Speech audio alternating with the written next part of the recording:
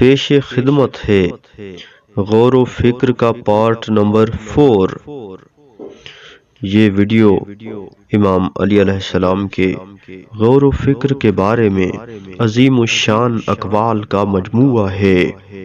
امام علی علیہ السلام نے فرمایا، جو بھی غور کرتا ہے وہ عبرت لیتا ہے، جو اپنی فکر کو طول دیتا ہے اس کی نظر سنور جاتی ہے، جس کا تفکر و تدبر زیادہ ہوتا ہے اس کی عاقبت سنور جاتی ہے، جس کے غور و فکر کا سلسلہ طولانی ہو جاتا ہے اس کی بصیرت سنور جاتی ہے، جو غور و فکر سے کام لیتا ہے اس کا جواب صحیح ہوتا ہے، جس نے کام سے پہلے غور کیا اس کے زیادہ کام صحیح ہوتے ہیں، جس کی فکر کمزور ہو جاتی ہے اس کے فریب کھانے کے امکان زیادہ ہوتے ہیں۔